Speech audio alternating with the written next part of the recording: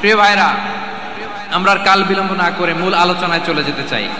আজকে যে টপিকের উপর আমি কথা বলবো, টপিকটা হচ্ছে peaceful coexistence and communal harmony, শান্তিপূর্ণ সহাবস্থান এবং সাম্প্রদায়িক সম্প্রীতি। আমাদের বাংলাদেশে সাম্প্রদায়িক সম্প্রীতি আছে না নাই? আবহমান কাল থেকে আমরা মুসলিম, হিন্দু, বৌদ্ধ, খ্রিস্টান, পাহাড়ি, নৃগোষ্ঠী মিলেমিশে একাকার, আমরা সবাই মিলে বাংলাদেশ। আওয়াজ করে বলেন ঠিক কিনা? আমাদের পারস্পরিক সম্প্রীতি, ভালোবাসা, সৌহার্দ্যপূর্ণ আচরণ, বোঝাপড়া, এটা বেশ মজবুত, বেশ মজবুত। তবে মাঝে মাঝে আমাদের এই সম্প্রীতির ভেতরে অনেকে ফাটল ধরাতে চায়। আমরা যে সুখে আছি, শান্তিতে আছি, এটা অনেকের ভালো লাগে না, ঠিক কিনা বলেন? আমাদের মধ্যে সাম্প্রদায়িক সম্প্রীতি, সৌহার্দ্যপূর্ণ আচরণ, ভালোবাসা, এটা আবহমান কাল ধরে আছে। তার প্রমাণ, আমরা তাফসিরুল মাহফিলের আয়োজন করলে আমাদের হিন্দু ভাইরা ডিস্টার্ব করে না, ঠিক কিনা? এবং আমি যদি বলি হাত তোলেন, হিন্দু ধর্মের কারা কারা এসেছেন, কত শত কত হাজার যে হাত উঠবে, আপনি অবাক হয়ে যাবেন। আমি চাচ্ছি না হাত উঠাতে।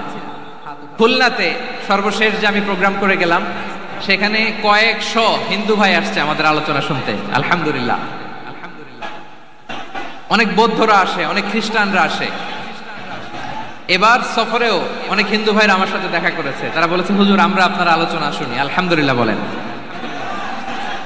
So it's our responsibility to present our religion to our non-Muslim brothers and sisters. আমাদের অমুসলিম ভাই বোনদের কাছে ইসলামের সৌন্দর্য তুলে ধরা, এটা আমাদের দায়িত্ব। We all are the ambassador of Islam. আমরা প্রত্যেকে দায়িত্বশীল, আমরা প্রত্যেকে এক একজন ইসলামের অ্যাম্বাসেডর, আলহামদুলিল্লাহ বলেন। এজন্য এমন ভাবে দ্য বিউটি অফ ইসলাম, ইসলামের সৌন্দর্য আমাদেরকে ফুটিয়ে তুলতে হবে, যাতে করে নন মুসলিমরা শাহাদা পড়ে, কালিমা পড়ে মুসলমান হয়ে যায়। অনেক নন মুসলিম ভাই বোন আমাদের হাতে শাহাদা পড়ে, কালিমা পড়ে মুসলমান হয়েছে, অনেক অনেক। সো আমরা যেন ইসলামের বিউটিটাকে তুলে ধরতে পারি, এবং এই যে সম্প্রীতি, এটাকে যেন আমরা অটুট রাখতে পারি।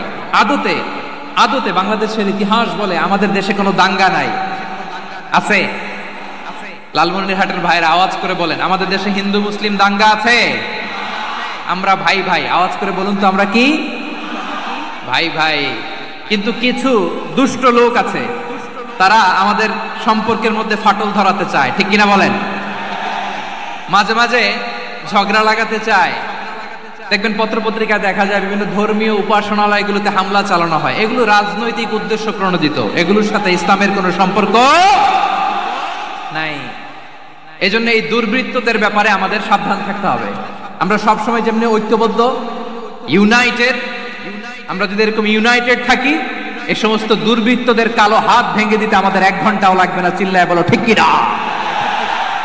আমরা সংঘবদ্ধ থাকবো। এই যে আমাদের পিসফুল কোএক্সিস্টেন্স, শান্তিপূর্ণ সহাবস্থান।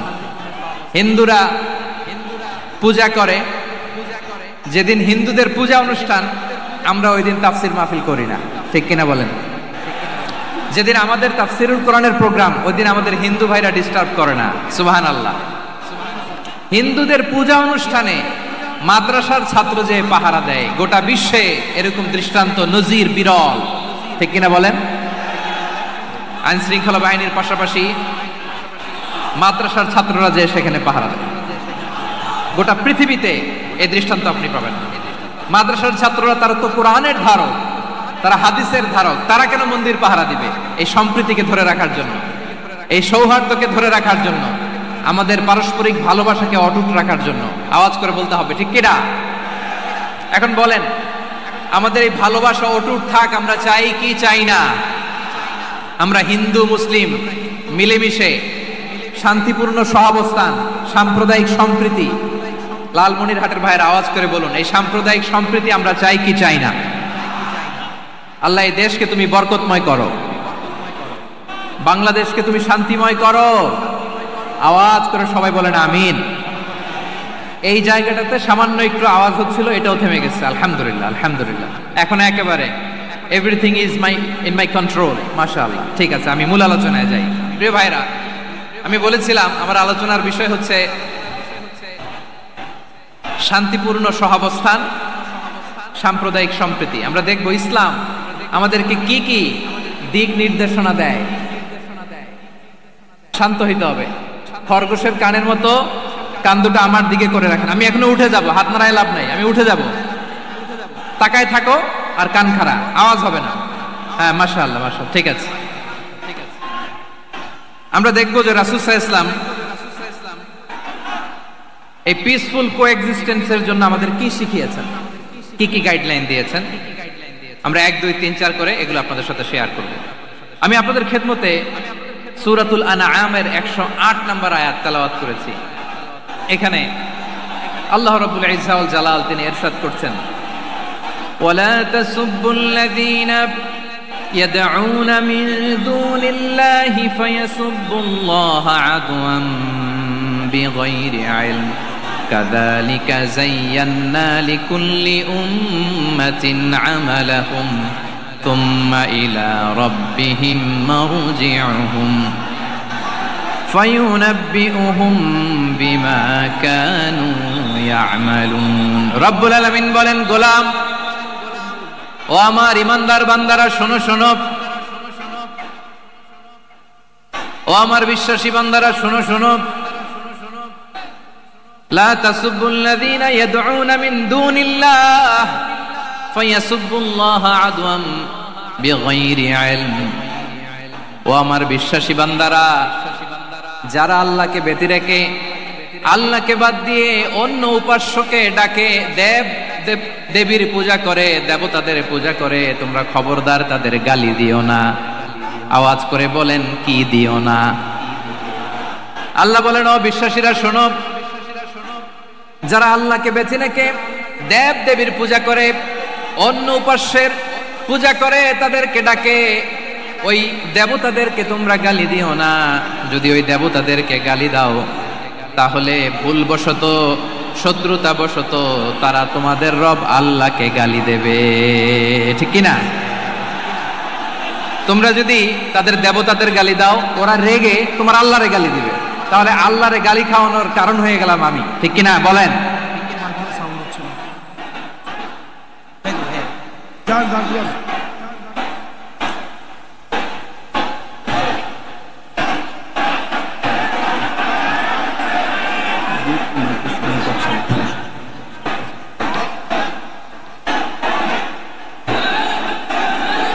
সম্মানিত ভাইয়েরা, এত বিশাল প্রোগ্রাম, মাইকের একটা সেটআপ থাকে, তারগুলো অনেক সময় নড়ে যায়, ধাক্কা ধাক্কিতে ডিসপ্লেস হয়, একটু ঝামেলা হবে।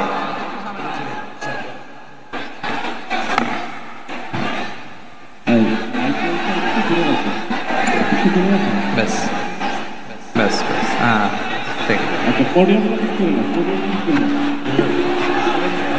ঠিক আছে। একটু একটু সমস্যা হবে মাঝে মাঝে, আপনারা শান্ত থাকলে, শান্ত থাকতে হবে। এইভাবে সাউন্ড নাই, এই নাই, এই বলতে বলতে আমার সময়ও নাই, উঠে যেতে হবে, এগুলো বোকামি। এই বিভাগীয় প্রোগ্রামগুলোতে যাই, চিৎকার চেঁচামেচি করে তোমরা আসো, সময় শেষ, আমাকে উঠে যেতে হয়। আমরা তো বঞ্চিত হলাম, গুরুত্বপূর্ণ অনেক কথা শোনাবো তোমাদের, অনেক। প্রিয় ভাইরা, আপনারা শান্ত হয়ে বসুন, শান্ত হয়ে।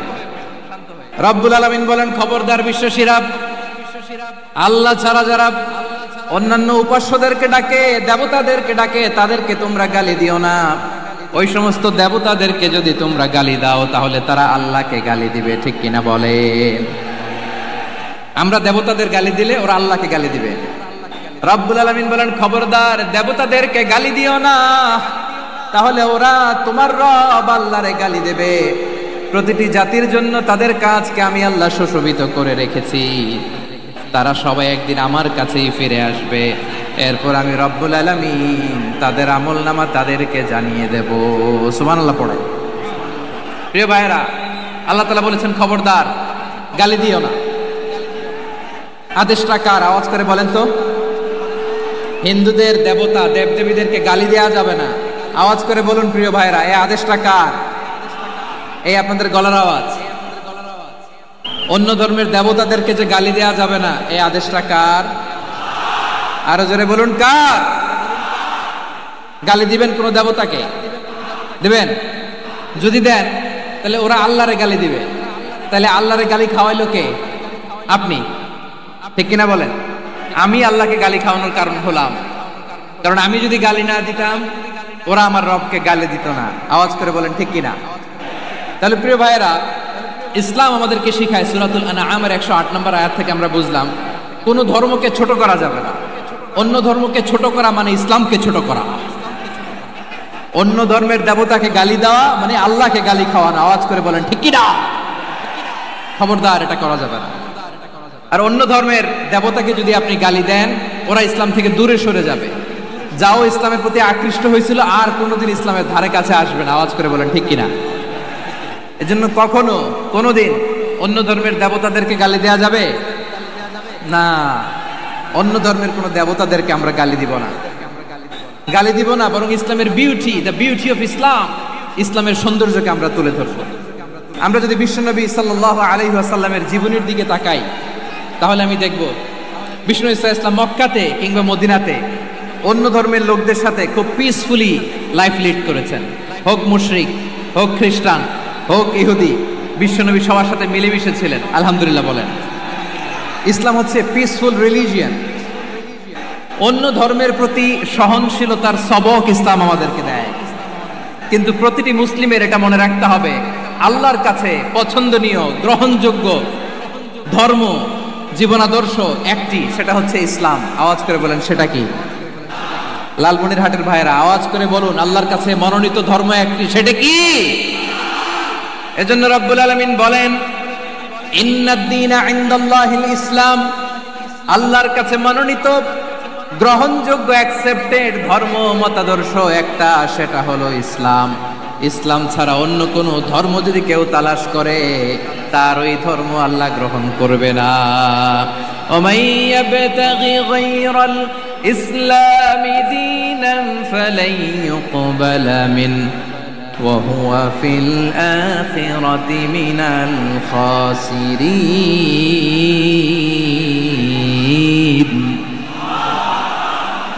Whoever seek anything except Islam, that won't be accepted from him, and he will be loser in the day of judgment. কিয়ামতের দিন ইসলাম ছাড়া কেউ যদি অন্য কোনো ধর্ম তালাশ করেছে দুনিয়াতে, তার এই মতাদর্শ গ্রহণ করা হবে না। and he will be loser, সে হবে লুজার, ক্ষতিগ্রস্ত। হাই হাই কোম্পানির ম্যানেজার, ওর আমও শেষ, সালাও শেষ। আওয়াজ করে বলেন ঠিক কি না? এজন্য ইসলাম পেয়ে আমরা খুশি না বেজার? প্রত্যেক নামাজ শেষে আমরা আল্লাহরে বলি, আল্লাহ রাদিতু বিল্লাহি রাব্বা ওয়া বিল ইসলামি দীনা ওয়া বি মুহাম্মাদিন নাবিয়ান ওয়া রাসূলা। ও আল্লাহ, তোমারে রব হিসেবে পেয়ে আমরা খুশি। ও আল্লাহ, ইসলামকে ধর্ম হিসেবে পেয়ে আমরা খুশি। বিশ্বনবীকে আমাদের রাসূল পেয়ে আমরা খুশি। ঠিক কিনা বলে? ইসলাম ছাড়া অন্য কোনো ধর্ম আমরা গ্রহণ করব না। ঠিক কিনা বলেন? আল্লাহর কাছে অ্যাকসেপ্টেড রিলিজিয়ান একটা, সেটা ইসলাম। তো বিশ্বনবী সাল্লাল্লাহু আলাইহি ওয়াসাল্লাম মক্কাতে কিংবা মদিনাতে খুব পিসফুলি এক্সিস্ট করেছেন, যে কোনো ধর্মের সাথে মিলেমিশে চলেছেন। তার প্রমাণ আমরা যদি রাসূল সাল্লাল্লাহু আলাইহি ওয়াসাল্লামের বায়োগ্রাফির দিকে তাকাই, তাহলে দেখব তিনি মুশরিকদের সাথে পিস ট্রিটি করেছেন, শান্তি চুক্তি, পিস ট্রিটি, পিস এগ্রিমেন্ট। আপনারা হুদাইবিয়ার সন্ধির নাম শুনেছেন? আমার লালমনিরহাটের কলিজার টুকরা ভাইয়েরা, হুদাইবিয়ার সন্ধির নাম আপনারা শোনেন নাই? 6ষ্ঠ হিজরিতে বিষ্ণু ইসলাম মুশরিকদের সাথে এই ট্রিটি করেছেন, চুক্তি। কাদের সাথে? মুশরিকদের সাথে। আমরা তো মুসলমান বসতে পারি না। আমরা দুই মুসলিম ভাই একসাথে বসে চা খেতে পারি না, গল্প করতে পারি না। বিষ্ণু ইসলাম মুশরিকদের সাথে ট্রিটি করেছেন, হুদাইবিয়ার সন্ধি। এই সন্ধির আগে মক্কা থেকে কেউ মদিনায় যেতে পারে না, মদিনা থেকে কেউ মক্কায় যেতে পারে না। কিন্তু এই সন্ধির পরে ট্রাফিক স্বাভাবিক হয়ে গেল। মক্কার লোকেরা মদিনায় আসতে পারে, মদিনার লোকেরা মক্কায় আসতে পারে। এটাকে বলে সুলহে Hudaibiya, the peace agreement of Hudaibiya, শান্তি চুক্তি। আমরা পৃথিবীতে এখন অনেক শান্তি চুক্তির নাম শুনি, এগুলো সব the piece treaty of Hudaibiya থেকে কপি করা। আল্লাহু আকবার। তাহলে বিশ্বনবী সাল্লাল্লাহু আলাইহি সাল্লাম তিনি যে শান্তিপূর্ণ সহাবস্থানে বিশ্বাসী ছিলেন, মুসলমানেরা যে অন্য ধর্মের প্রতি সহনশীল তার প্রমাণ হচ্ছে এই পিস ট্রিটি। শুধু তাই নয়, মাইকের সাউন্ডটা একটু বাড়াই দিতে হবে, খুব দুর্বল, একটু মজবুত করতে হবে, আর একটু ক্লিন করতে হবে, আর সবগুলা জায়গায় সাউন্ড যাচ্ছে কিনা একটু ক্রস চেক করতে হবে। হ্যাঁ, পাবেন পাবেন, দিচ্ছে mike operator, he is trying his level best, দিচ্ছে। মাইক অপারেটর যিনি আছেন, প্রতিটি জায়গায় প্রতিটি সাউন্ড বক্সে যেন আওয়াজ পাওয়া যায়, একটু ক্রস চেক করেন, সাউন্ডটাকে একটু স্ট্রং করে দেন। হ্যাঁ, ঠিক আছে, মাশাআল্লাহ। এদিকে তাকান, এদিকে। মক্কার পার্ট গেল, পিস এগ্রিমেন্ট করলেন, শান্তি চুক্তি। বিষ্ণু ইসলাম মদিনায় যে কি করলেন? মদিনায় যে বিষ্ণু ইসলাম মদিনা চার্টার করলেন, মদিনা সনদ, সাহিফাতুল মদিনা, এটার বলে মদিনা চার্টার। যে ওয়েস্টে, ইউরোপে, আমেরিকাতে তারা অনেক চার্টার করে, সব চার্টার মদিনা চার্টার থেকে কপি করা। আওয়াজ করে পড়েন সুবহানাল্লাহ। বিষ্ণু ইসলাম মদিনায় গেলেন, মদিনাতে মুসলিম, মুশরিক, ইহুদি, এই তিন ধর্মের লোক মিলে সব স্টেক হোল্ডার যারা আছে সবাইকে নিয়ে বিষ্ণু ইসলাম মদিনা চার্টার করলেন, মদিনা সনদ। পড়েন সুবহানাল্লাহ। শুধু তাই নয়, মক্কাতে বিশ্বনবী পিস এগ্রিমেন্ট করলেন, শান্তি চুক্তি মুশরিকদের সাথে। মদিনাতে যে বিশ্বনবী মদিনা চার্টার করলেন, মদিনা সনদ করলেন ইহুদিদের সাথে। আবার মদিনাতে বিশ্বনবী ইহুদিদের সাথে পিস ডায়ালগ করলেন, ইন্টারফেথ ডায়ালগ করলেন, আন্তধর্মীয় সংলাপ করলেন, যেই সংলাপের মূল ভিত্তি ছিল তাওহীদ। মূল ভিত্তি ছিল কি? তাওহীদ। বিশ্বনবী ইহুদিদেরকে ডাকলেন, আহ্বান করলেন, কুল ইয়া আহলাল কিতাবি তাআলাউ ইলা কালিমাতিন সাওয়াইন বাইনানা ওয়া বাইনাকুম আল্লা না'বুদা ইল্লাল্লাহ ولا نشرك به شيئا ولا يتخذ بعضنا بعضا أربابا من دون الله فإن تولوا فقولوا اشهدوا بأننا مسلمون سبحان الله পড়েন। বিশ্বনবী মদিনার ইহুদিদের ডেকে বললেন, ও ইহুদিরা, শোনো শোনো, আসো এমন একটা আদর্শের প্রশ্নে আমরা একত্রিত হই, যে আদর্শের প্রচার তোমাদের নবীরাও করেছে, আমিও করি, যে আদর্শের কথা তোমাদের পবিত্র ধর্মগ্রন্থগুলোতে আছে, আমার কোরআনেও আছে, সেটা হলো তাওহীদ।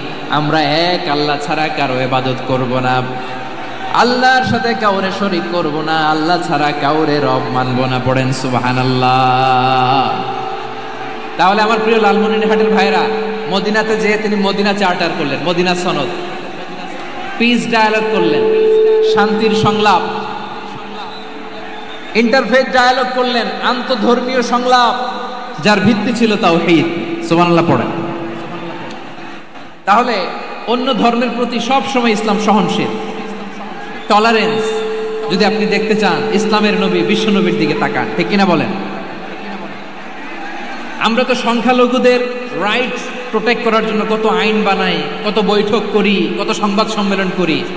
বিষ্ণু সাল্লাল্লাহু আলাইহি ওয়াসাল্লাম সংখ্যালঘুদের রাইটসের ব্যাপারে, অধিকারের ব্যাপারে যে কথা বলেছেন, শুনলে আপনি অবাক হয়ে যাবেন। বিশ্বনবী বলেন, আলা মান যালামা মুআহাদান আও ইনতাকাসাহু আও কাল্লাফাহু ফাওকা তাআতিহি আও কাল্লাফাহু ফাওকা তাকাতিহি আও আখাযা মিনহু শাইআন বিগাইরি তিবি নাফসিন ওয়া আনা হাজিজুহু ইয়াউমাল কিয়ামা। খবরদার, জেনে রাখো, কেউ যদি কোনো সংখ্যালঘুর উপরে অত্যাচার করে, কোনো সংখ্যালঘুর প্রাপ্য থেকে যদি কেউ কাউকে ঠকায়, সংখ্যালঘুর উপর যদি কেউ কষ্ট দেয়, কোনো সংখ্যালঘুর সম্পদ যদি কেউ জোর করে কেড়ে নেয়, আমি কিয়ামতের দিন বিশ্বনবী ওই সংখ্যালঘুর পক্ষে আর ওই মুসলমানদের বিপক্ষে বাদী হয়ে দাঁড়াবো। সুবহানাল্লাহ বলতে পারলেন না? আল্লাহু আকবার। আপনি নামাজি, আপনি মুসল্লি, আপনি হাজী সাহেব, তাহাজ্জুদ পড়তে পড়তে কপালে দাগ ফেলে দিছেন, আপনার প্রতিবেশী হিন্দু, ভাবছেন আমার তো পাওয়ার আছে, ওর জমিটা দখল করি। বিশ্বনবী বলেন, কিয়ামতের দিন ওই হিন্দুর পক্ষে তোর বিরুদ্ধে আমি বাদী হয়ে দাঁড়াবো। পৃথিবীর কোন ধর্মে এরকম স্টেটমেন্ট পাবেন? পাবেন? আপনি ভাবছেন আপনি নামাজ পড়লে হাজী সাহেব কপালে দাগ ফেলায় দিলে আপনি সালসালায় জান্নাতে চলে যাবেন না? খবরদার। বিশ্বনবী বলেন, কোন সংখ্যালঘুর উপর যদি কেউ আক্রমণ করে, তার প্রাপ্যতাকে না দিয়ে যদি তাকে ঠকায়, তার উপর জুলুম করে, তার সম্পদ যদি কেড়ে নেয়, আমি নবী, তুমি মুসলিম হইতে পারো, মুসল্লি হইতে পারো, তার পক্ষে তোমার বিপক্ষে আল্লাহর দরবারে বাদী হয়ে দাঁড়াবো।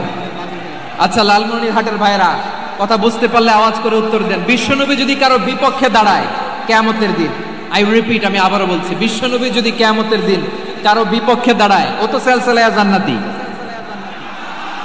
তাই না? জান্নাতি না? যে নবীর সুপারিশ ছাড়া জান্নাতের গেটও দেখা যাবে না, ওই নবী যদি বলে তোর বিপক্ষে আমি বাদী হয়ে দাঁড়াবো, ওই জান্নাতে আর ঢোকার কোনো সুযোগ আমাদের থাকবে? এখানেই শেষ না আমার প্রিয় লালমনিরহাটের ভাইয়েরা, এখানেই শেষ নয়। বিশ্বনবী বলেন, মান কাতালা মুআহাদান, বুখারীর বর্ণনা, মান কাতালা মুআহাদান লাম ইয়ারাহ রাইহাতাল জান্নাহ। কেউ যদি, কোন মুসলিম যদি অন্যায়ভাবে কোন সংখ্যালঘুকে হত্যা করে, কোন হিন্দুকে হত্যা করে, কোন বৌদ্ধরে হত্যা করে, অন্যায়ভাবে কোন মুসলিম যদি কোন সংখ্যালঘুরে হত্যা করে, জান্নাতে যাওয়া তো দূরের কথা, ওই মুসলিম জান্নাতের ঘ্রাণও পাবে না। সেই বুখারীর বর্ণনা, মান কাতালা মুআহাদান লাম ইয়ারাহ রাইহাতাল জান্নাহ ওয়া ইন্না রিহাহা লা ইউজাদু মিন মাসিরাতি 40 আমা। যে জান্নাতের ঘ্রাণ 40 বছর দূরের রাস্তা থেকেই পাওয়া যায়। সুবহানাল্লাহ পড়েন। প্রিয় ভাইরা, এখান থেকে জান্নাতে পৌঁছতে লাগবে 40 বছর। এত দূর, কত বছর? সবাই বলেন কত বছর? এখান থেকে জান্নাতে পৌঁছতে লাগবে 40 বছর। এত দূরে থাকতেই জান্নাতের ঘ্রাণ আপনার নাকে এসে ধাক্কা মারবে। বিশ্বনবী বলেন, যে ব্যক্তি কোন সংখ্যালঘুকে হত্যা করে, জান্নাতের ঘ্রাণ তো পাবেই, জান্নাতে তো ঢুকতে পারবেই না, জান্নাতের ঘ্রাণও তার নাকে লাগবে না। পড়েন নাউযু বিল্লাহ। তাহলে সংখ্যালঘুদের ব্যাপারে ইসলামে অধিকার দেয়া আছে না নাই? লালমনিরহাটের ভাইয়ের আওয়াজ করে বলেন, আমার সংখ্যালঘু হিন্দু ভাইদের রাইটস, অধিকার আমাদের ইসলামে প্রোটেক্টেড আছে না নাই? এখানেই শেষ না। বিষ্ণু ইসলাম আপনার অমুসলিম প্রতিবেশীর সাথে ভালো আচরণ করতে বলেছে। আমাদের হয় না, এটা মুসলিম পাড়া, ওটা বৌদ্ধ পাড়া, হয় না? অনেক সময় হয় না, এটা আমাদের মুসলিম পাড়া, ওইটা হিন্দু পাড়া, এরকম আছে না নাই? লালমনিরহাটে নাই না? আছে? হিন্দু যদি আপনার প্রতিবেশী হয়, কি করবেন? ওরে কষ্ট দিবেন নাকি? কেন? ও তো হিন্দু, ও তো আমার আল্লাহরে ডাকে না, ওরে কষ্ট দিলে যায় যাবে না? খবরদার। বিষ্ণু ইসলাম বলেন, মান কানা ইউমিনু বিল্লাহ ওয়াল ইয়াউমিল আখির ফালিউকরিম জারাহ। যে আল্লাহ বিশ্বাস করে আর আখিরাতে বিশ্বাস করে, সেজন্য প্রতিবেশীর সাথে ভালো আচরণ করে। সুবহানাল্লাহ। কলিজা জুড়ায় যায় না আমার নবীর কথাগুলো শুনলে? যে আল্লাহ বিশ্বাস করে, যে আখিরাতে বিশ্বাস করে, সেজন্য প্রতিবেশীর সাথে ভালো আচরণ করে। এখানে বলছে মুসলিম প্রতিবেশী, বলছে নামাজি প্রতিবেশী, বলছে আল্লাহওয়ালা প্রতিবেশী, বলছে না। প্রতিবেশী আস্তিক হোক নাস্তিক হোক, প্রতিবেশী মুমিন হোক মুশরিক হোক, প্রতিবেশী হইলেই তার সাথে ভালো আচরণের দরকার আছে না নাই? আমার প্রিয় লালমনিরহাটের ভাইয়েরা, বিষ্ণু ইসলাম ওনার ইহুদি প্রতিবেশীদের দেখাশোনা করতেন। আওয়াজ না শোনা যাক, আমারও তো দেখা যায়, আমারও তো দেখা যায়। তাকায় থাকেন, তাকায় থাকলে সওয়াব হবে। কোরআনের কথা যেখান থেকে হয়, এদিকে তাকায় থাকলেই বরকত। তাকায় থাকেন। জি জি, মাইক, আমি তার মাইক ঠিক করতে আসি না এদিকে, এই মাইক ঠিক করব, ওই মাইক ঠিক করব, ওদিকে পাইলট বলবে হুজুর চলে আসেন। জি বসুন, বসুন, মাশাআল্লাহ। হ্যাঁ, খুব শান্ত, ঠিক আছে। পুলিশ ভাইরা না খেয়ে দিনরাত আপনারা যাতে সুশৃঙ্খল একটা প্রোগ্রাম উপহার পান, এটাই চেষ্টা করতেছে। আপনাদেরকে কষ্ট দিতে আসে নাই, একটু একটু সহযোগিতা করেন। জি মাশাআল্লাহ। হ্যাঁ, ঠিক আছে। আমার প্রিয় ভাইরা, প্রতিবেশী আস্তিক হোক নাস্তিক হোক, মুসলিম হোক হিন্দু হোক, তার সাথে ভালো আচরণ করতে হবে। বিষ্ণু ইসলাম ওনার ইহুদি প্রতিবেশীর বাসায় যেতেন। কোন প্রতিবেশী? ইহুদি। আওয়াজ করে বলেন, কোন প্রতিবেশী? ইহুদি। এক ইহুদি কিশোর বিষ্ণু ইসলামের খেদমত করতে, ইহুদি ছেলে আমার নবীর খেদমত করতো, তারা ছিল নবীর প্রতিবেশী। তো অনেকদিন হয় ইহুদি ছেলেটা আসে না, বিষ্ণুনবী খোঁজ দিলেন ঘটনা কি, একটা ইহুদি ছেলে না আমার খেদমতে আসতো, ছেলেটা কই? খোঁজ নিয়ে জানলেন ছেলেটা অসুস্থ। বিষ্ণু ইসলাম ওই ইহুদির বাড়িতে চলে গেলেন ওই ছেলেটাকে দেখা করার জন্য, ভিজিট করার জন্য। সুবহানাল্লাহ পড়বেন না? গেলেন, যে দেখে ইহুদি ছেলেটা মুমূর্ষ, যান যান যায় যায় ভাব, বিছানায় পড়ে আছে, তার বাবা দাঁড়ানো। বিশ্বনবী তার মাথার পাশে বসলেন, মাথায় হাত বুলিয়ে দিলেন, আর ছেলেটাকে বললেন আসলিম, হে ইহুদি ছেলে আসলিম, ইসলাম ধর্ম গ্রহণ করো। তো ছোট্ট ছেলে ভাবে আমরা ইহুদি, এখন ইসলাম ধর্ম গ্রহণ করলে আব্বা যদি বকা দেয়, ফানাযারা ইলা ওয়াজহি আবি, ছেলেটা তার বাবার চেহারার দিকে তাকালো, দেখে আব্বা কি কয়, আব্বা যদি বলে তাইলে ইসলাম ধর্ম গ্রহণ করবে। ইহুদি ছেলেটা তার বাবার দিকে যখন তাকালো, ওর বাবা বলে আতি আবুল কাসিম, আবুল কাসিম যা বলে তাই করো। আবুল কাসিম হচ্ছে বিষ্ণু ইসলামের একটা কুনিয়াত, উপনাম। আমার রাসূলের বড় ছেলের নাম ছিল কাসেম। যেমন দেখবেন আমাদের এলাকায় কারো ছেলের বড় ছেলের নাম যদি হয় আব্দুল্লাহ, এরা আব্দুল্লাহর বাপ বলে ডাকে। কারো বড় মেয়ের নাম যদি হয় ফাতেমা, এরা কি ডাকে? ফাতেমার বাপ বলে না? তো বিষ্ণু ইসলামের বড় ছেলের নাম ছিল কাসেম। ইহুদি বাবা বলল আতি আবুল কাসেম, আবুল কাসেম যা বলে তাই শোনো, মানে মোহাম্মদ যা বলে তাই শোনো। এই কথা শুনে ছেলে সাহস পাইছে, ছেলে আবার পড়তে আরম্ভ করলো আশহাদু আল্লাহ ইলাহা ইল্লাল্লাহ ওয়া আশহাদু আন্না মুহাম্মাদার রাসূলুল্লাহ, পড়েন আল্লাহু আকবার। বিশ্বনবীর আহ্বান শুনে ওই আহ্বানে সাড়া দিয়ে ইহুদি ছেলে শাহাদা পড়ে মুসলমান হয়ে গেল। তার হৃদয়টারে ইমানের নূর দিয়ে আলোকিত করে দিল কে? প্রিয় ভাইরা, এবার রাসূল সাল্লাল্লাহু আলাইহি ওয়াসাল্লাম বের হয়ে আসলেন ঘর থেকে, আর বললেন আলহামদুলিল্লাহিল্লাযী আনকাযাহু মিনান নার, প্রশংসা সে আল্লাহর যে আল্লাহ জাহান্নামে চলে যাচ্ছিল প্রায় এমন একটা লোককে মুহূর্তের মধ্যে কালেমায়ে শাহাদাতের বদৌলতে জান্নাতি বানায় দিলেন। আওয়াজ করে পড়েন সুবহানাল্লাহ। এই হাদিস থেকে আমরা কি শিখলাম? What is the moral of the story? এক নাম্বার স্টোরি হলো, প্রতিবেশী ইহুদি হোক হিন্দু হোক, যাবেন, সুসম্পর্ক রাখবেন, উপহার দিবেন, বিপদে পাশে দাঁড়াবেন, তাইলেই তো আপনাদের প্রতি, মুসলমানদের প্রতি তারা আকৃষ্ট হবে, ঠিক কিনা বলেন? আপনি যদি হিন্দুদের সাথে বৌদ্ধদের সাথে নাই মিশেন, নাস্তিকের কাছে নাই যান, তো ইসলামের সৌন্দর্যটা ওরা বুঝবে কেমনে? আমার অনেক হিন্দু পরিচিত ভাই আছে, ওরা আমাদের ইফতারির প্রোগ্রামে এসে একসাথে ইফতারি করে। অনেক মদখোর আমার সাথে বসে একসাথে ডিনার করে, হাফ প্যান্ট পরা, গলায় স্বর্ণের চেইন, হাতে স্বর্ণের ব্রেসলেট, আইসা আমার সাথে ডিনার করছে, আছে এরকম। গাঁজাখোর, আমি বলে আসো, welcome welcome to my dinner, আসো বসো, বসলেই তো আমি ওর ডিএনএ, চিন্তার ডিএনএ চেঞ্জ করে দেওয়ার সুযোগ পাবো। চিল্লায় বলো ঠিক কি না? আসতে হবে আমার কাছে। Our door is open, the door of Islam is open 24/7।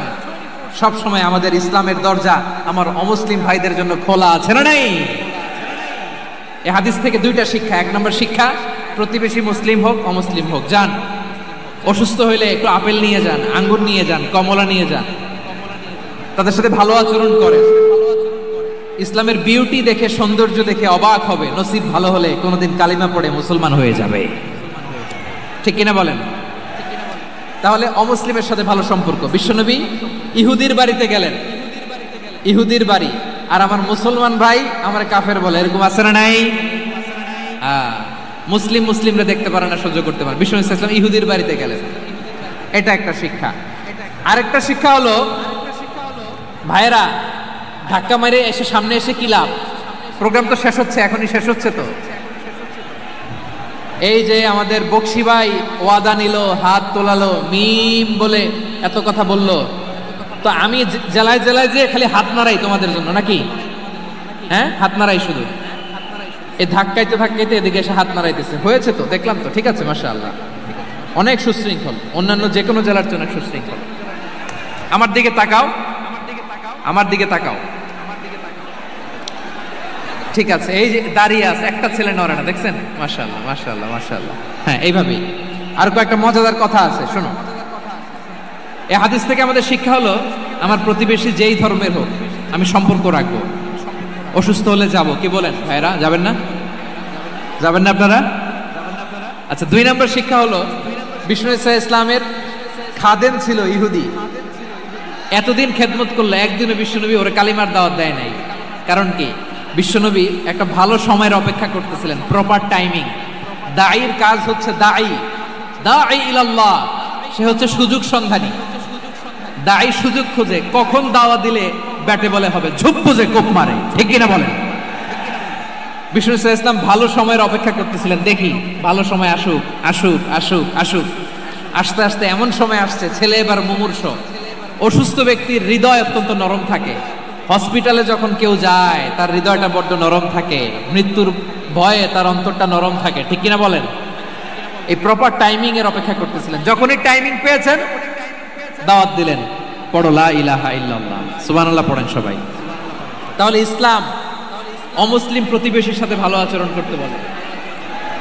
ইসলাম অমুসলিম মাতা পিতার সাথেও ভালো আচরণ করতে বলে। মাতা পিতা যদি অমুসলিম হয় তারা ফেলে দিতে পারবেন? পারবেন? আমার লালমনিরহাটের ভাইয়েরা, অনেক হিন্দু ছেলে আমাদের হাতে শাহাদা পড়ে মুসলিম হয়, কিন্তু ওর মা মুসলমান হয় নাই, বাবাও হয় নাই। এরকম আছে না নাই?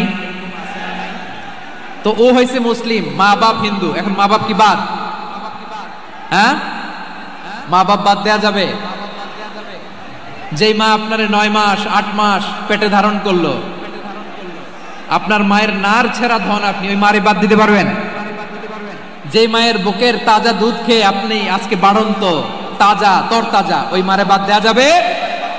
মায়ের এক ধারে দুধের দাম, কাটিয়া গায়ের চাম, পাপুষ বানাইলে ঋণের শোধ হবে না।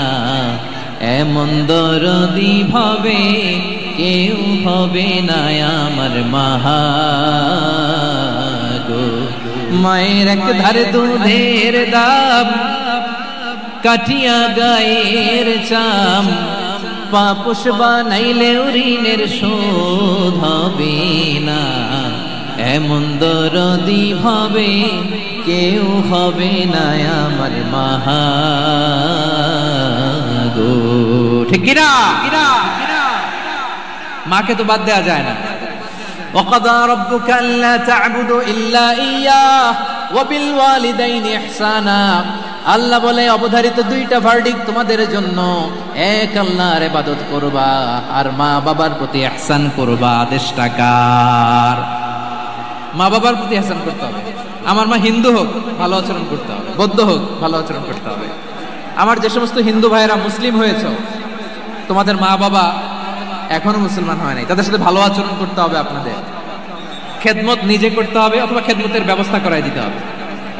মান্থলি যে খরচ লাগে এটা দিতে হবে। আরে তুমি এখন মুসলিম, তোমার মা বাবা হিন্দু, এখনই তো সুযোগ ইসলামের সৌন্দর্য দেখানো। এখন মা বাবা যদি দেখে আরে এটা হিন্দু থাকতে তো বদমাইশ ছিল, বেয়াদব ছিল, কি এমন ধর্ম সে গ্রহণ করলো যেটা গ্রহণের সাথে সাথে সে পাল্টে গেল? কি এমন ধর্ম সে গ্রহণ করেছে যেটা তার জীবনকে আলোকিত করে দিয়েছে? নসিব ভালো হইলে তারাও কালিমা পড়ে মুসলমান হয়ে যাবে। বিষ্ণু ইসলামের স্ত্রীর নাম ছিল আয়েশা রাদিয়াল্লাহু তাআলা আনহা, আবু বকর রাদিয়াল্লাহু তাআলা আনহুর মেয়ে। আবু বকর রাদিয়াল্লাহু তাআলা আনহুর আরেক মেয়ের নাম হচ্ছে আসমা। কি নাম? দুজনই আবু বকর রাদিয়াল্লাহু তাআলা আনহুর মেয়ে, আসমা আর আয়েশা। নাম দুটো কেমন লাগে? আসমা নামটা কেমন লাগে? আয়েশা নামটা কেমন লাগে? সবার ভালো লাগে নাই?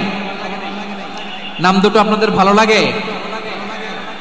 লালমনিরহাটে অনাগত যদি কন্যা সন্তান হয়, যদি মনে চায় আসমা রেখে দিতে পারবেন, যদি মনে চায় আয়েশা রেখে দিয়েন। দেশে বিদেশে এয়ারপোর্টে রাস্তা ঘাটে শুধু বলে হুজুর একটা নাম দেন, আমার ছেলের একটা নাম দেন, মেয়ের একটা নাম দেন। তো আমার মনে আছে যশোরের আবদিনের মাহফিলে আমি একটা দুইটা নাম দিয়েছিলাম। আজকে লালমনিরহাটের এই প্রোগ্রামে কন্যা সন্তান যদি হয় দুটা নাম দিলাম, আসমা কিংবা আয়েশা। ইনশাআল্লাহ পড়েন। দুজন বোন, এক মায়ের নাম, বাবা এক মা দুইজন।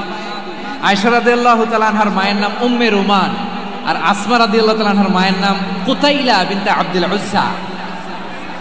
আবু বকর রাদিয়াল্লাহু তাআলা আনহু 4টা বিয়ে করেছিলেন। তো একই ঘটনা ঘটেছে এই ফ্যামিলিতে। আসমা ইসলাম ধর্ম গ্রহণ করে মুসলিমা, কিন্তু তার মা কুতাইলা মুশরিকা। আই রিপিট, বোঝার জন্য আমি আবারও বলি, আসমা রাদিয়াল্লাহু তাআলা আনহা মুসলিমা, আর আসমার মা কুতাইলা, আওয়াজ করে বুঝে থাকলে বলেন, আসমার মা মুশরিকা। তার মানে মেয়ে মুসলিম, মা অমুসলিম, ভেজাল আছে না নাই? কিন্তু কুতাইলা আর ধৈর্য ধারণ করতে পারে না। নার ছেড়া ধন, কলিজার টুকরা ধন, কলিজার টুকরা সন্তান আসমারে দেখতে বড্ড মন চায়। সাইয়েদনা আসমা রাদিয়াল্লাহু তাআলা আনহা মক্কা থেকে হিজরত করে মদিনায় চলে গেলেন। হুদাইবিয়ার পর যখন মক্কা মদিনার ট্রাফিক স্বাভাবিক হলো, মক্কার লোক মদিনায় যায়, মদিনার লোক মক্কায় আসে। কুতাইলা কলিজার টুকরা সন্তান আসমারে দেখার জন্য কিছু উপহার নিয়ে বিশাল মরুপথ পাড়ি দিয়ে মক্কা থেকে মদিনায় যায়। সুবহানাল্লাহ বলেন। এখন মা আসছে মেয়ের সাথে দেখা করতে, মেয়ে তো আর দেখা দেয় না। মেয়ে ভাবছে আমার মা তো মুশরিকা, অপবিত্রা, তার সাথে কি দেখা দেয়া যাবে? বিশ্বনবীর দরবারে চলে গেলেন। সুবহানাল্লাহ বলেন। কি সৌভাগ্যবান ছিল তারা, মাসলা জানার দরকার হলেই নবীর দরবারে চলে যেত। ঘরে বউয়ের সাথে ঝগড়া হলে নবীর দরবারে চলে যেত। অনেক সাহাবী বলে আমার পেটে ক্ষুধা লাগলো আমি নবীর কাছে চলে যেতাম, কারণ নবীর চেহারার দিকে তাকালেই আমার পেটের ক্ষুধা মিটে যেত। সাইয়েদনা আসমা রাদিয়াল্লাহু তাআলা আনহা বিশ্বনবীর কাছে চলে গেলেন, যে বললেন ইয়া রাসূলুল্লাহ ইয়া হাবিবাল্লাহ ইন্না উম্মি কাদিমাতুন ইলাইয়া ওয়া হিয়া রাগিবা। আমার মা মক্কা থেকে অনেক দূর মরুর পথ পাড়ি দিয়ে উপহার সামগ্রী নিয়ে মদিনায় আমার সাথে দেখা করতে এসেছে গো নবী। আমার জানতে বড্ড ইচ্ছে হয় আমি আমার মুশরিকা মায়ের সাথে একটু দেখা করতে পারবো কিনা। আফা আসিলুহা, আগে যেমনি আমি আমার মায়ের সাথে ভালো আচরণ করতাম, যেমনি আমি আমার মায়ের সাথে সদাচরণ করতাম গো নবী, এখন আমি মুসলিমা, মা মুশরিকা, এখনো কি আগের মতো সদাচরণ করতে পারবো নাকি? বিশ্বনবী বললেন নাম সিলিহা, হ্যাঁ রে আসমা, অবশ্যই অবশ্যই, আগে ঠিক যেমন তুমি তোমার মায়ের সাথে ভালো আচরণ করতে, এখনো তেমনি আগের মতো ভালো আচরণ করবা। আওয়াজ করে পড়েন সুবহানাল্লাহ। কি ইসলাম আমরা পেয়েছি! কত ব্রড মাইন্ডেড আমাদের ইসলাম, কত ওপেন মাইন্ডেড ইসলাম, কত ওপেন আপ করতে পারে, চিন্তা করতে পারেন। বিষ্ণু বললেন হ্যাঁ অবশ্যই, নাম সুলিহা, আগে যেমনি ভালো আচরণ করছো আসমা, এখন ওই রকমই করো, পারলে আরো বাড়াই করো। সুবহানাল্লাহ বলেন। তাহলে আমার যে হিন্দু ভাইয়েরা, হিন্দু বোনেরা, ইমানের বদৌলতে দৌলতে আপনি ধন্য হয়েছেন, আপনার আম্মা আব্বা এখনো মুসলমান হয় নাই, তাদের জন্য দোয়া করেন, তাদের জন্য দোয়া করেন, আল্লাহ যেন তাদেরকেও ইমানের দৌলত দান করে। আমরা সবাই পড়ি আমিন, আরো জোরে পড়েন আমিন। এখন বলেন ইসলাম কি ন্যারো মাইন্ডেড রিলিজিয়ান না ব্রড মাইন্ডেড? লালমনিরহাটের যুবক ভাইরা আওয়াজ করো, ইসলাম কি ন্যারো মাইন্ডেড না ব্রড মাইন্ডেড? কতটা ব্রড মাইন্ডেড দেখেন। বিশ্বনবী সাল্লাল্লাহু আলাইহি সাল্লাম অমুসলিমরা যদি নবীকে উপহার দিত, ওই উপহারও বিশ্বনবী গ্রহণ করতেন। সুবহানাল্লাহ পড়েন। আপনার অমুসলিম বন্ধু যদি উপহার দেয় সেটাও আপনি নিতে পারবেন, যেটা নেওয়া যায়। কিন্তু আপনার বন্ধু যদি আপনার মদের বোতল দেয়, নিতে পারবেন? হ্যাঁ, মদের বোতল দিলে পারবেন। আপনার বন্ধু যদি আপনার পর্ক দেয়, পর্ক, শুকরের গোশত মিশ্রিত কোনো খাবার, ওটা নিতে পারবেন না। হালাল যে কোনো জিনিস নিতে পারবেন। বিশ্বনবী সাল্লাল্লাহু আলাইহি ওয়াসাল্লাম অমুসলিমদের দেয়া হাদিয়া গ্রহণ করতেন। কেমন নবী ছিলেন! আমার নবীরে চিনে নেন, আমার নবীর অ্যাটিটিউড জেনে নেন। বিশ্বনবী সাল্লাল্লাহু আলাইহি ওয়াসাল্লাম যখন কোনো জনপদে যেতেন, তিনটা অপশন নিয়ে যেতেন। প্রিয় ভাইয়ের আওয়াজ করে বলতে হবে, কোন জনপদে গেলে আমার নবীর অপশন থাকতো কয়টা? আমার মতো 3 আঙ্গুল উঁচু করে দেখান আর বলুন, আমার নবী কোন জনপদে গেলে কয়টা অপশন নিয়ে যেতেন?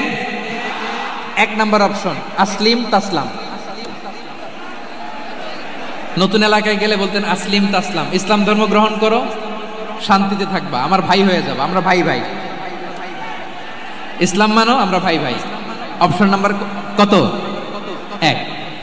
যদি বলে না ইসলাম মানবো না, ওকে, অপশন নাম্বার 2, মুসলিম হওয়ার দরকার নাই, লা ইকরাহা ফিদ্দিন, ইসলামে কোনো বাড়াবাড়ি নাই। খ্রিস্টান আছো থাকো, বৌদ্ধ আছো থাকো, ইহুদি থাকতে চাও থাকো, কিন্তু আমরা যেহেতু রিজিওনাল সুপার পাওয়ার, আমাদের আন্ডারে থাকো, ট্যাক্স দিয়া থাকো, এটার বলে জিজিয়া। আলেম যারা আছেন বুঝবেন, এটার আরবিতে কি বলে? জিজিয়া। You pay us the tax, we will give you the security. তোমরা ট্যাক্স দিবা, আমরা সিকিউরিটি দিব, আমাদের আওতায় থাকবা, কেউ তোমাদেরকে আক্রমণ করতে পারবে না, আমরা নিরাপত্তা দিব। সুবহানাল্লাহ বলেন। এটা অপশন নাম্বার কত? আচ্ছা বুঝে থাকলে বলেন, 1 নাম্বার অপশন কি ছিল? ইসলাম। ইসলাম মানো শান্তিতে থাকবা, ভাই ভাই, আমরা ভাই ভাই। অপশন নাম্বার 2, ট্যাক্স দাও, আমরা নিরাপত্তা দিব, মুসলিম হওয়া লাগবে না। এখন 1 নাম্বারও মানে না, 2 নাম্বারও মানে না, মুসলিম হব না, ভালো খ্রিস্টান থাকো, ট্যাক্স দাও, আমরা সিকিউরিটি দিব না, এইটাও মানি না। বিষ্ণু বলেন তাহলে তলোয়ার আমাদের আর তোমাদের মাঝে ফয়সালা করবে। মুসলিমও হবে না, ট্যাক্স দিবা, নিরাপত্তা দিব, আমরা সুপার পাওয়ার, আমাদের আন্ডারে থাকবে, এইটাও না। তাহলে তোমাদেরকে তো আমরা বিশ্বাস করতে পারি না, কখন না কখন বিশ্বাসঘাতকতা করো, কার সাথে মিলে হাত মিলাও, তলোয়ার আমাদের মাঝে ফয়সালা করবে। তখন তিনি জিহাদের সশস্ত্র সংগ্রামের ঘোষণা দিতেন। সুবহানাল্লাহ পড়েন।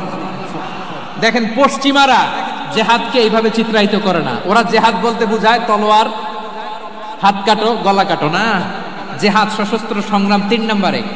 অধিকাংশ ক্ষেত্রেই বিশ্বনবীর সুন্দর আচরণ দেখে, আরে আমার নবীর যে নুরানি চেহারা, অনেকে তো কেবল সিরেফ চেহারাটা দেখেই কালিমা পড়ে মুসলমান হয়ে গিয়েছে। যারা মুসলিম হয় নাই তারা তাদের ইসলামেই বলবৎ ছিল, ট্যাক্স দিয়ে ইসলামের আন্ডারে ছিল। যারা এটাও মানে নাই ওইটাও মানে নাই, তাদের বিরুদ্ধে জেহাদ। বিষ্ণু ইসলাম 7ম হিজরিতে যখন খায়বার বিজয়ের পরে ইসলাম রিজিওনাল সুপার পাওয়ার হিসেবে আত্মপ্রকাশ করলো, বিশ্বনবী চিঠি লিখলেন অন্যান্য সুপার পাওয়ারের কাছে, রাষ্ট্রীয় চিঠি লেখে এক রাষ্ট্রপ্রধান আরেক রাষ্ট্রপ্রধানের কাছে, ঠিক কিনা বলেন? জানেন না আপনারা? এই যে 24-এর ছাত্র নাগরিক অভ্যুত্থানে,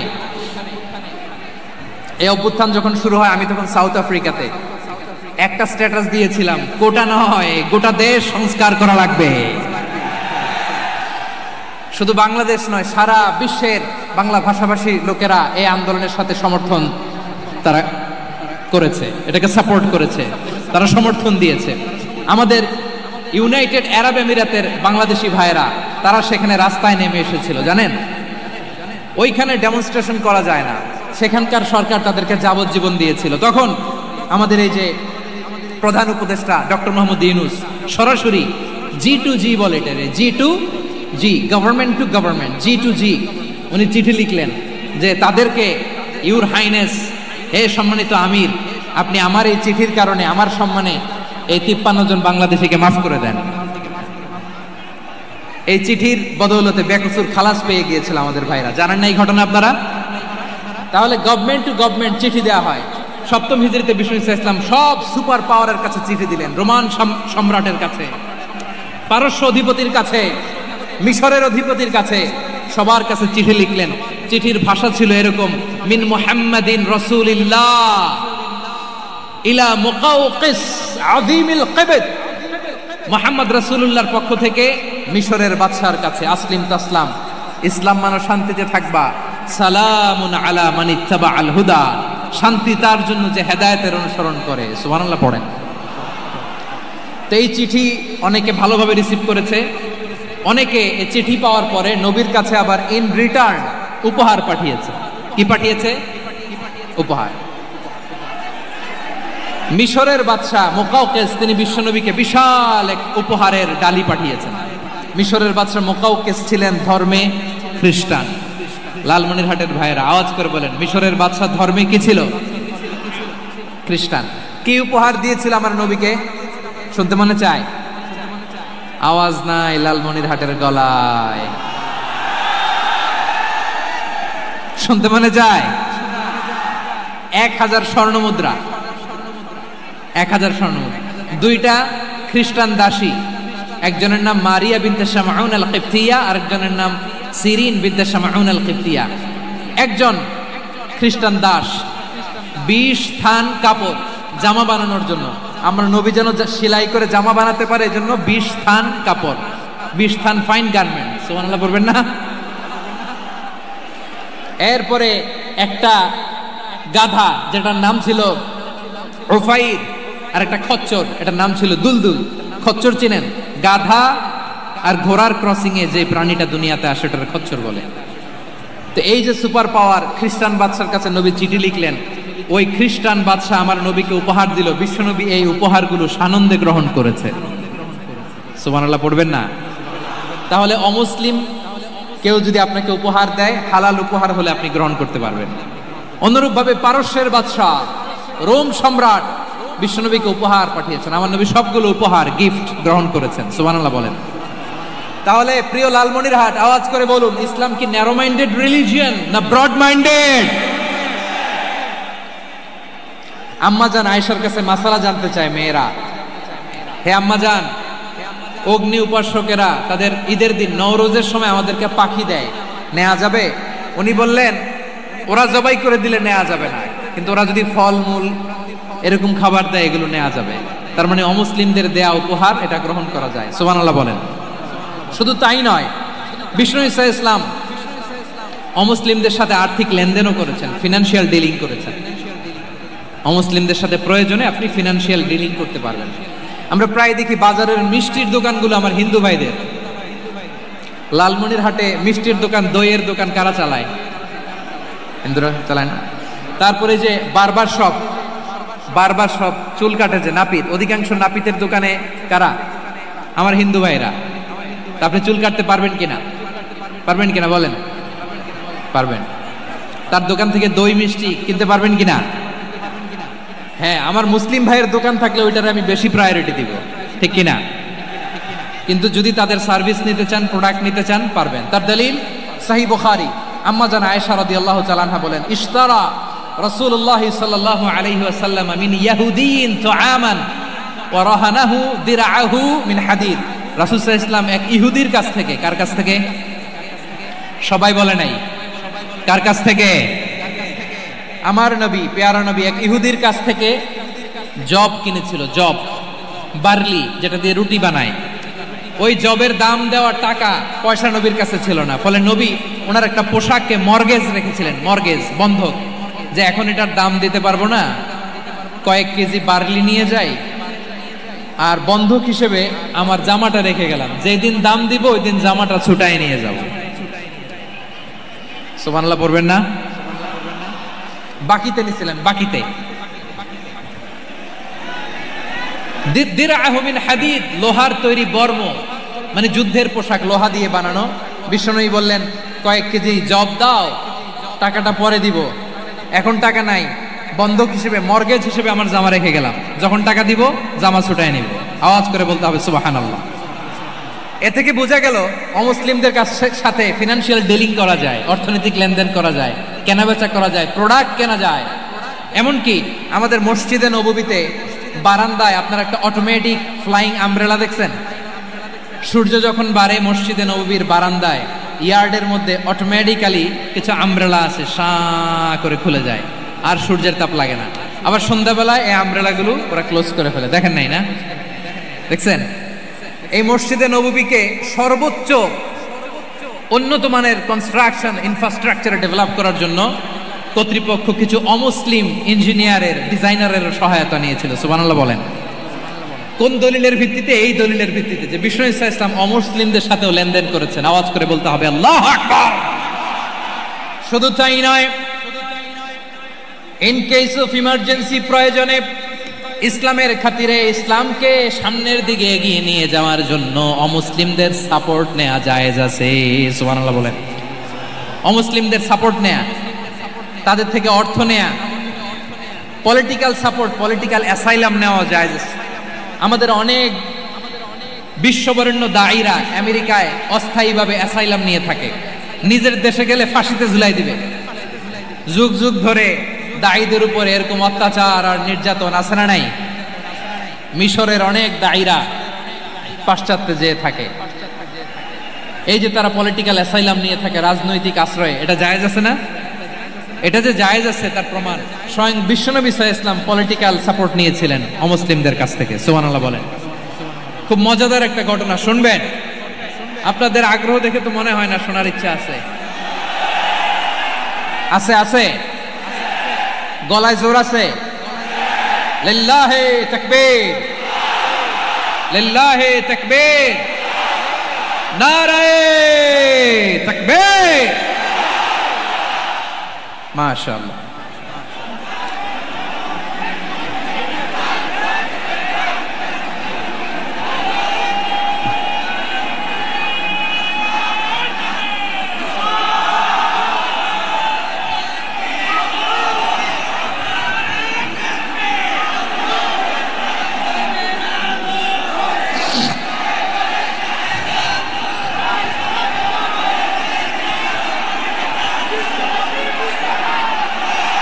মাশাআল্লাহ মাশাআল্লাহ। থামুন থামুন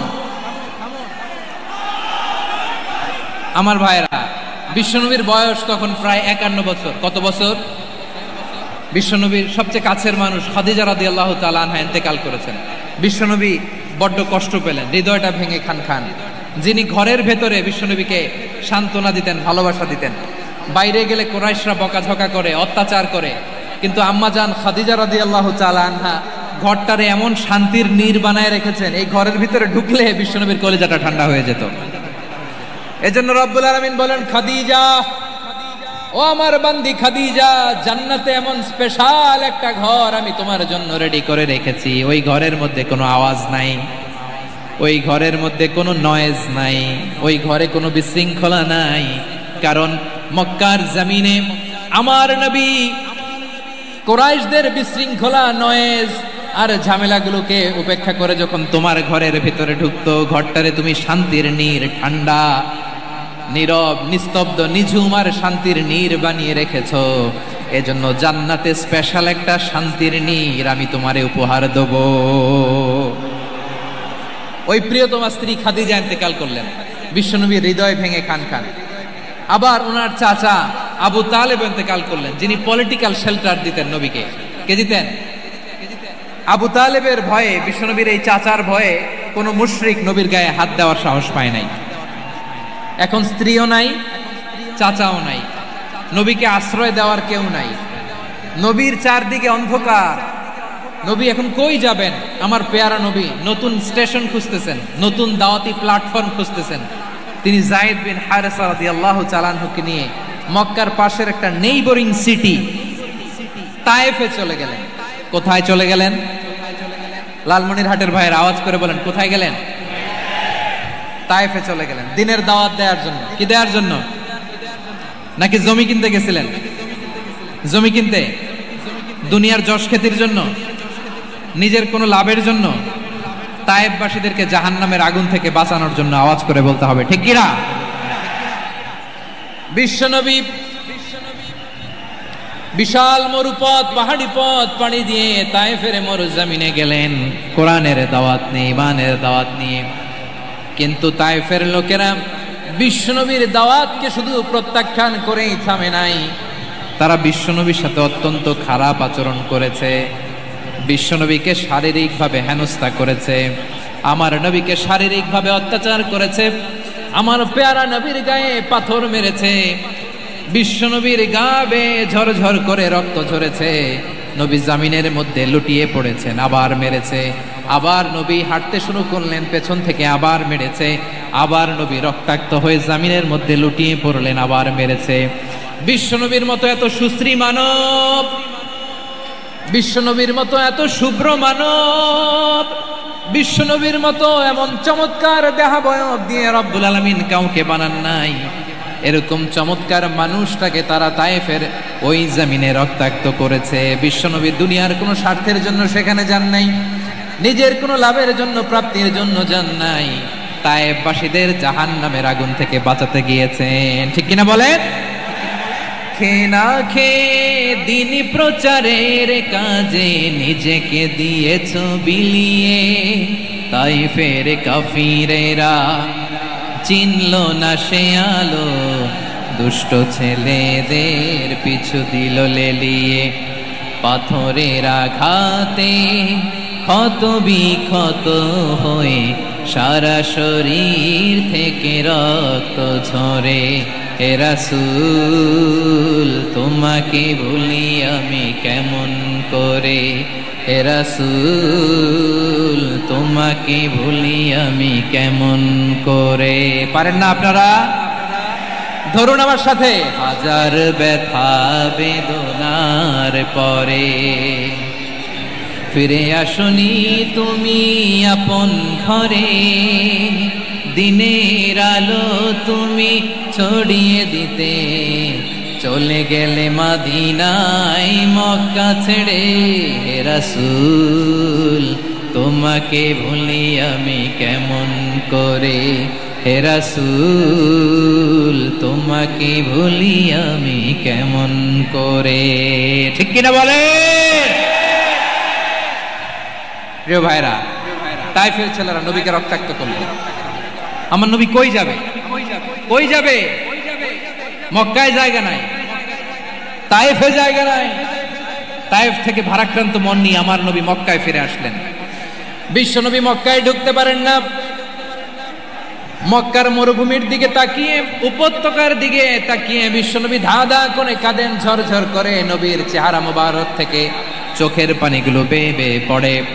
আমার জন্মস্থান, আমার শৈশব, কৈশোর, যৌবন কেটেছে এই মক্কায়। আমার এলাকায় আমি ঢুকতে পারি না। বিশ্বনবী মক্কার অনতি দূরে দাঁড়িয়ে জায়েদকে পাঠালেন, জায়েদ যাও দেখো কেউ আমাকে সাপোর্ট করার মতো আছে কিনা, যাও অমুকের কাছে যাও। জায়েদ গেলেন, তারাও প্রত্যাখ্যান করে ফিরিয়ে দেয়। বিশ্বনবী বললেন যাও অমুক লোকের কাছে যাও, তিনিও প্রত্যাখ্যান করে ফিরিয়ে দিলেন। কেউ বিশ্বনবীকে আশ্রয় দিতে রাজি হয় না। নিজ জন্মভূমিতে বিতাড়িত বিশ্বনবী, সর্বশেষ বিশ্বনবী বললেন যাও মুতঈম ইবনে আদির ঘরে যাও। মুতঈম ইবনে আদি মুশরিক, তার কাছে যাও। গেলেন, মুতঈম ইবনে আদি রাজি হয়ে গেল। সুবহানাল্লাহ বলেন। দেখেন, অনেক বিপদের সময়ও আমি নিজে সাক্ষী, সামাজিকভাবে, রাজনৈতিকভাবে কত ঝঞ্ঝা, কত ষড়যন্ত্র, কত কনস্পাইরেসি পাড়ি দিয়ে আমাদেরকে সামনে এগিয়ে যেতে হয়। এই শত্রুদের ভেতরেও একজনকে দাঁড় করিয়ে দেয় যে আল্লাহর কোরআনের জন্য রেডি হয়ে যায়। পড়েন সুবহানাল্লাহ। মুতঈম ইবনে আদি, আল্লাহ তার মনকে নরম করে দিলেন। মুতঈম বলে, মুহাম্মদ আমি তোমাকে আশ্রয় দিব। তার দুই ছেলেকে পাঠালেন, যাও খোলা তলোয়ার নিয়ে, স্কট দিয়ে, গার্ড অফ অনার দিয়ে মোহাম্মদকে মক্কায় ঢুকাও, আর বলো আমি আমান দেব। আমান কি দিব? আমান মানে সিকিউরিটি, নিরাপত্তা। সিকিউরিটি ছাড়া, আমান দেওয়া ছাড়া কেউ থাকতে পারতো না মক্কায়। দুই ছেলে বিষ্ণু ইসা ইসলামকে নিয়ে আসলো। নবী কাবার চারদিকে তাওয়াফ করলেন, নামাজ পড়লেন। আবু জাহেল, উতবা, শাইবা, ওয়ালিদ ইবনে মুগীরা সবাই দেখে, কেউ কিছু করতে পারে না। কারণ মুতঈম ইবনে আদি ঘোষণা দিয়েছেন আমি মুহাম্মদকে আমান দিয়েছি, মুহাম্মদের গায়ে যেন কেউ স্পর্শ না করে। আওয়াজ করে পড়েন সুবহানাল্লাহ। নবীর এই বিপদকালে মুহূর্তে মুতঈমের হৃদয়টারে নরম করে দিল কে? আচ্ছা, লালমনিরহাটের ভাইয়েরা বলেন, এই মুতঈম কি মুসলিম ছিল না মুশরিক? সবাই বলতে হবে মুসলিম না মুশরিক? তাহলে মুশরিকের কাছ থেকে নবী পলিটিক্যাল অ্যাসাইলাম, আধুনিক রাষ্ট্রবিজ্ঞানের ভাষায় পলিটিক্যাল অ্যাসাইলাম, যেটাকে বলে রাজনৈতিক আশ্রয়, ওনার আমান বা নিরাপত্তার এই ঘোষণায় তিনি মক্কায় ঢুকলেন। যতদিন নিরাপত্তা ছিল ছিলেন। মুতঈম যখন মারা গেল, বিষ্ণু ইসলাম হিজরত করে মদিনায় চলে গেলেন। সুবহানাল্লাহ। কিন্তু মুতঈম যে বিশ্বনবীর উপকার করছে এটা বিশ্বনবী ভুলে নাই। আমাদের অনেকে আছে উপকার করার পরে আর খেয়াল থাকে না, খাওয়ার পরে গলা দিয়ে নামলে আর খেয়াল থাকে না। এরকম আছে না নাই? আমার নবী ভুলে নাই। বদরের প্রান্তরে 70 জন কাফেরকে যখন বন্দী করে বিশ্বনবীর সামনে হাঁটু গেড়ে দাঁড় করানো হলো, বসানো হলো, 70 জন কাফের। কয়জন? বিশ্বনবী তাদের দিকে তাকিয়ে বললেন, সহিহ বুখারীর বর্ণনা, লাউ কানাল মুতঈম ইবনে আদি হাইয়ান সুম্মা কাল্লামানি হাউলাঈ নাতনা লা তারাকতুহুম লাহু। বদরের প্রান্তরে 70 জন বন্দী কাফিরের দিকে তাকিয়ে আমার নবী বললেন, আজকে মুতঈম ইবনে আদি যদি বেঁচে থাকতো আর তোমাদের 70 জনের ব্যাপারে যদি মুতঈম এক বাক্যে একটা সুপারিশ করত, তার সম্মানে আজকে তোদের সবাইকে আমি মাফ করে দিতাম। সুবহানাল্লাহ নাই? ওই যে চিল্লাচিল্লি যে কথা বোঝে নাই, কোন জিনিস মিস করছে ওরা নিজেরাও বোঝে নাই। বিশ্বনবী মুতঈমের এই সাহায্যের কথা বলে নাই। 70 জন মুশরিক হাঁটু গেড়ে বসা, নবী চাইলে এখনই এক্সিকিউশন অর্ডার দিতে পারে। তিনি বললেন, আজকে যদি মুতঈম বেঁচে থাকতো আর মুতঈম যদি তোদের জন্য সুপারিশ করতে, এই আবর্জনাগুলোর ব্যাপারে সুপারিশ করতে, আমি মুহূর্তেই তোদেরকে এমনি মাফ করে দিতাম। এবার বলেন, ইসলাম কি ন্যারো মাইন্ডেড না ব্রড মাইন্ডেড? শুধু তাই নয়, যাকে যে সম্মান দেয়ার আমার নবী দিতেন, হোক আস্তিক হোক নাস্তিক, হোক মুসলিম হোক অমুসলিম। বিষ্ণু ইসলাম যখন রোমান সম্রাটের কাছে চিঠি লিখেছেন, আমার প্রিয় লালমনিরহাটের ভাইরা, অল্প কয়েক মিনিট কয়েকটা জরুরি কথা বলবো। এদিকে তাকান, এদিকে তাকান।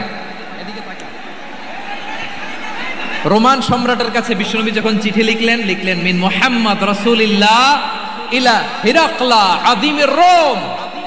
মুহাম্মদের পক্ষ থেকে হিরাক্লিয়াসের কাছে, যিনি হচ্ছেন আযীমির রোম। এটা নবী নিজ থেকে বানায় লিখছেন, অতিরিক্ত সম্মান দিয়ে। কোন রাষ্ট্রপ্রধান যখন আসে তাদেরকে আমরা কি বলি জানেন? তার নামের শেষে HE এটা লিখতে হয়, H.E. মানে হিজ এক্সেলেন্সি। কি লেখে?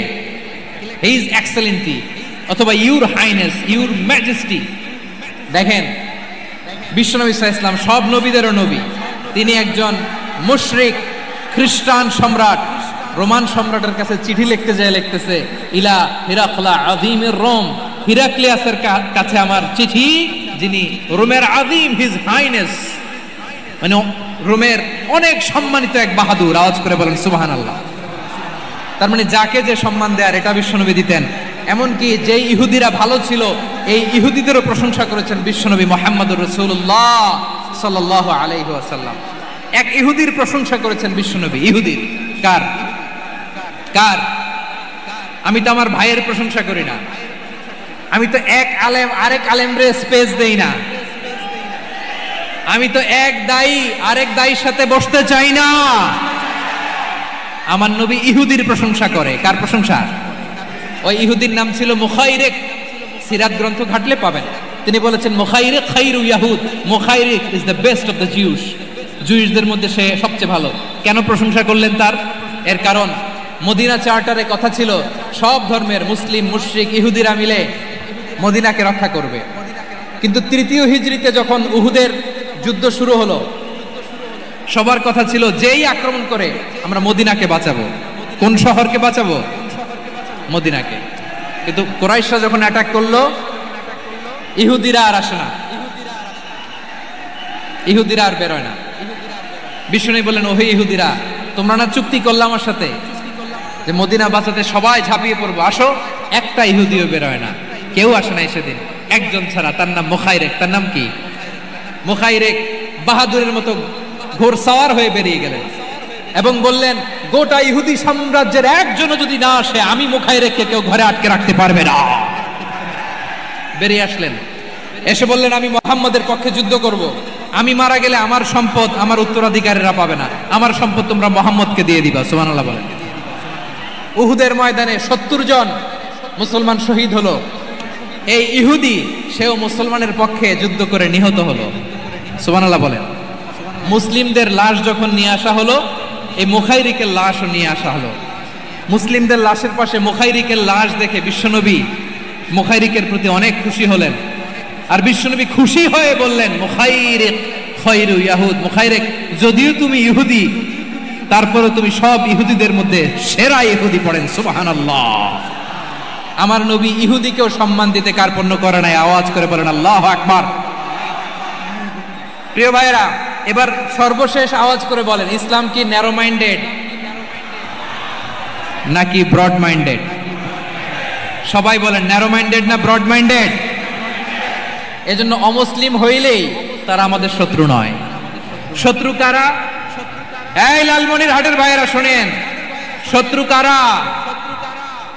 যে সমস্ত অমুসলিম আমাদেরকে নিশ্চিহ্ন করে দিতে চায়, যে সমস্ত অমুসলিম আমাদের ভূখণ্ড থেকে আমাদেরকে তাড়িয়ে দিতে চায়, যে সমস্ত অমুসলিম আমার ধর্ম নিয়ে তুচ্ছতাচ্ছিল্য করে চিল্লায় বলেন ঠিক কিনা, তারা আমাদের শত্রু। সাধারণ অমুসলিমরা আমার শত্রু নয়। এই যে হিন্দুরা থাকে, এরা আমার ভাই, বৌদ্ধরা আমার ভাই, খ্রিস্টানরা আমার ভাই, ইহুদিরা আমার ভাই। তারা দিনই ভাই নয়, তারা মায়ের পেটের ভাই নয়, তারা মানবিক দিক থেকে ভাই। ও মানুষ, আমিও মানুষ। ইসলাম মানুষকে সম্মান করে, চিল্লায় বলো ঠিক কিনা। যারা আমাদের অস্তিত্বকে নিশ্চিহ্ন করতে চায়, যারা আমাদের ভূখণ্ডকে দখল করতে চায়, যারা আমাদেরকে নিয়ে মকারি করে, ফান করে, টিটকারি করে, আমার ধর্ম নিয়ে খেলা করে, তাচ্ছিল্য করে, ওদের বিরুদ্ধে আমাদের জিহাদ। সাধারণ মুসলিম আমাদের শত্রু নয়। আপনি জানেন নিউ ইয়র্কে, আমি তো নিউ ইয়র্কে ছিলাম অনেকদিন, ওখানে ফিলিস্তিনিদের পক্ষে যখন আমরা মিছিল করেছি, অনেক ইহুদি আমাদের সাথে মিছিলে দাঁড়িয়েছে। কারণ ওরাও জানে এই ভূখণ্ড ফিলিস্তিনিদের ভূখণ্ড। আওয়াজ করে বলো লালমনিরহাট ঠিক কিনা। ইসরায়েলের রাজধানী খোদ তেল আবিবে অনেক ইহুদিরা বেঞ্জামিন নেতানিয়াহু তার বিরুদ্ধে মিছিল করেছে। তো তারা কি আমাদের শত্রু? না। অনেক খ্রিস্টান আমাদের সাথে, আমাদের স্বার্থ রক্ষায় আমাদের পাশে দাঁড়িয়েছে। খেয়াল রাখবেন, হিন্দু আর হিন্দুত্ববাদ এক নয়, ইহুদি ধর্ম আর জায়নিজম এক নয়, জায়নিজমের বিরুদ্ধে আমাদের সংগ্রাম, আমাদের জিহাদ, চিল্লায় বলেন ঠিক কিনা? এই যে ফিলিস্তিনের ভাইরা, তারা তাদের স্বাধীনতা সংগ্রামের জন্য লড়াই করছে, করে যাচ্ছে, আমরা এটাকে সমর্থন জানাই, চিল্লায় বলো ঠিক কিনা? কাশ্মীরের ভাইরা স্বাধীনতার জন্য সংগ্রাম করছে, আমরা সেই সংগ্রামকে সমর্থন জানাই, আওয়াজ করে বলো ঠিক কিনা? যারাই আমাদের ইসলামকে নিশ্চিহ্ন করতে চায় তাদের বিরুদ্ধে আমাদের সংগ্রাম, আওয়াজ করে বলতে হবে ঠিক কিনা? ওই সমস্ত দুর্বৃত্তদের সাথে আমাদের কোনো সম্পর্ক নাই। আমরা যদি ঐক্যবদ্ধ থাকতে পারি, ওই দুর্বৃত্তরা চান্স পাবে না। আমরা ঐক্যবদ্ধ থাকতে রাজি আছি। লালমনিরহাটের ভাইরা, আমরা ঐক্যবদ্ধ থাকলে ওই দুর্বৃত্তদের কালো হাত ভেঙে দিতে আমাদের সময় লাগবে না। তাদের কালো হাত ভেঙে দিতে রাজি আছে মুসলমান? কারা কারা রাজি? দু হাত তুলে দেখাও।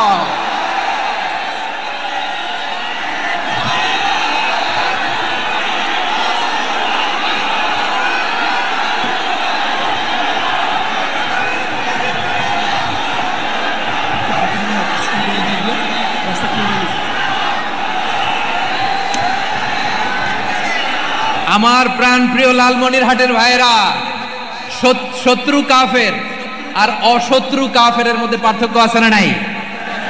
আবু তালেবও মুশরিক, আবু জাহেলও মুশরিক, কিন্তু দুই মুশরিকে পার্থক্য আছে না নাই?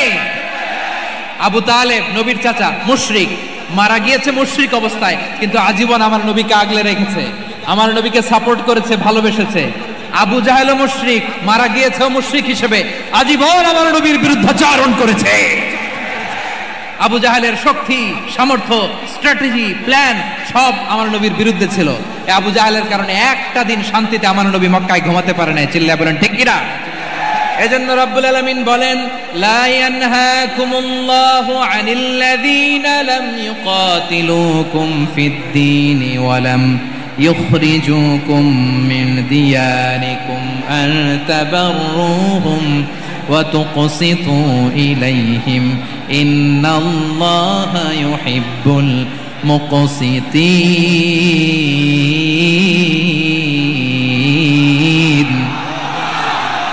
আল্লাহ বলে, গোলামেরা শোনো শোনো, যে সমস্ত অমুসলিম তোমাদের সাথে ধর্মযুদ্ধে লিপ্ত হয় না, তোমাদের বিরুদ্ধে যে সমস্ত অমুসলিম অস্ত্র ধরে না, যে সমস্ত অমুসলিম তোমাদেরকে তোমাদের জন্মস্থান থেকে, ভূখণ্ড থেকে তাড়িয়ে দেয় না, তাদের সাথে ভালো আচরণ করতে আমি আল্লাহ নিষেধ করি নাই। তাদের সাথে সদাচরণে কোনো নিষেধাজ্ঞা নাই, বরং তাদের সাথে সদাচরণ করো, এটাই আমি আল্লাহ চাই।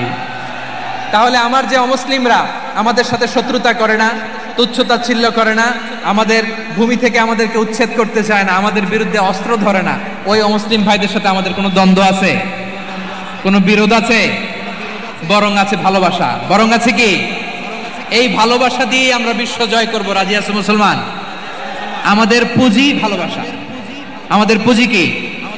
এবার আওয়াজ করে বলেন, আমার এই পুরো আলোচনা থেকে the religious coexistence, peaceful coexistence, শান্তিপূর্ণ সহাবস্থান, কমিউনাল হারমোনি, এই সাম্প্রদায়িক সম্প্রীতি, এই আলোচনা থেকে কি বুঝলেন? ইসলাম কি ন্যারো মাইন্ডেড না ব্রড মাইন্ডেড?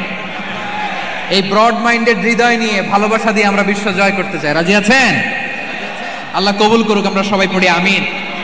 লালমনিরহাটের জেলা স্টেডিয়ামে আমার প্রিয় মায়েরা, বোনেরা, আপনাদের জন্য একটা হাদিস বলে শেষ করব। বিশ্বনবী বলেন, আমার মায়েরা খেয়াল করে শুনুন, বিশ্বনবী আপনাদের উদ্দেশ্য করে বলেন, আল মারআতু ইযা সাল্লাত খামসাহা ওয়া সামাত শাহরাহা হাফিজাত ফুরুজাহা আতাআত বা'লাহা ফালতাদখুল মিন আইয়ি আবওয়াবিল জান্নাতি শাআত।